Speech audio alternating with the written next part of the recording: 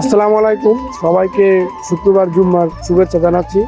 তো আজকে আপনাদের সাথে অনাকাঙ্ক্ষিত একটা ঘটনার সম্পর্কে আপনাদের সাথে আজকে আমি আলোচনা করব। যদি অনাকাঙ্ক্ষিত হয় সেটা আমাদের বাংলাদেশের বা আমাদের কর্মের ফল সেটা বলতে পারি। তো আজকে আপনারা জানেন পুরো বাংলাদেশে আজকে কিন্তু ভূমিকম্প হয়েছে। তো এই ভূমিকম্পে হয়তো আমরা ক্ষতিগ্রস্ত হই নাই, তবে বাংলাদেশের অনেক জায়গাতেই কিন্তু অনেক বড় বড় ক্ষতিতে মানুষ সম্মুখীন হয়েছে। তো ভূমিকম্প নিয়ে আজকে আমি কিছু লোকদের সাথে আলোচনা করব। আমার পাশে দুইজন ব্যক্তি দাঁড়িয়ে আছে, আপনারা দেখতে পাচ্ছেন। তো আমি তাদের অনুভূতিটা জানতে চাইবো। তো আজকে তো ভূমিকম্প হয়েছে, তো সেখানে আপনার অনুভূতি কি? আপনি কোন অবস্থায় ছিলেন? তো আমি আসলে যে অবস্থায় ছিলাম, আমি কাজের অবস্থায় ছিলাম, যে আমি মেশিনে কাজ করি। তখন আমি দেখি প্রথম মাটি লড়ে, পরে দেখি মেশিন গুলা সব লড়ে ছিল, বেলা টেলা মানে ঘর দুয়ার সবই লড়তাছে। আবার যে মেশিনের কাঠ উপরে যে ববিন ছিল সুতার, এই ববিন গুলো পড়ে গেছে। তো আমি হয়তো বুঝতে পারলাম দুনিয়াতে আল্লাহ কিছু নজিরা দেখাইছে। তা আমি কিছু বলবো না, অল্প কথা বলবো যে আমরা যে অবস্থায় থাকি ভালো দিকে লক্ষ্য দিই, 5 ওয়াক্ত নামাজ পড়ি, হালাল খাবার খাই, হালাল খাবার না খাই, ঘুষ খাওয়া চাইলে দেই, ঘুষ না খাই।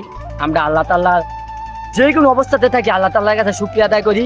আর আল্লাহ তাআলার হুকুম তৈগা মতো, নবী তৈগা মতো যাতে আমরা চলি। আল্লাহ কখন কি করে কেউ বলতে পারে না। তো আজও মরতে হবে, কালও মরতে হবে। তা আমরা যে দেশ ছাড়মু, এই দেশের মায়া কি বা এই দেশের লেগে কেন এত কিছু করেন? তো সবাই ভালো দিকে লক্ষ্য দেন। তার মানে আপনি বলতে চাচ্ছেন আমাদের এই ভূমিকম্প আসলে আমাদের কর্মের ফল নাকি? না, আল্লাহ অনেক দয়াবান। আল্লাহ চাইলে আমরা যেই গুণা যে পাপ করি, যদি আমাদের গুণা সম্বন্ধে যে আমার বিবি জানে, আমার বিবি আমার ছেড়ে দিব, আমার সন্তান জানলে আমার সন্তান আমার ছেড়ে দিব, সমাজ জানলে সমাজে আমার বাই করে দিব, দেশ জানলে দেশে আমার বিদায় করে দিব। আমার আল্লাহ তাআলা রহমান রহিম, দয়ালু। আমার আল্লাহ তাআলা এখন আমার সুস্থ রাখছে, বাঁচায় রাখছে। আল্লাহর মতো মায়া দয়া আর কেউ নেই।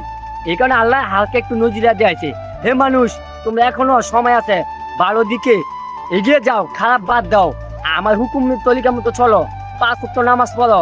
আমার বন্ধু হযরত মুহাম্মদ সাল্লাল্লাহু আলাইহি সাল্লামের এই যে তরিকা আছে, তরিকা মতো চলো, তাহলে আমার আল্লাহকেও পাইবা, আমার রাসূলকেও পাইবা। হাসরের মাঠে তোমার হিসাব আমি আল্লাহ সহজ করে দিব, জান্নাত তোমাদের সামনে আমি পৌঁছে দিব। অসংখ্য ধন্যবাদ আপনাকে। তো আজকে আপনার অনুভূতি জানলাম। আসলে সর্বশেষ এটাই বলবো যে ভূমিকম্প হওয়ার যে তারতম্যটা, ওটার মূল কথা হলো যে আমরা আসলে আমাদের এই বাংলাদেশে মুসলিম সমাজে আমরা বসবাস করি ঠিকই, আমরা মুসলমান ঠিকই, আসলে আমরা ওই পরিমাণ আমল করি না, ঈমান আখলাকের থেকে অনেক দূরে। যে কারণে সেটা আমাদের একটা কর্মের ফল বা কিয়ামতের আলামত বলতে পারি আমরা।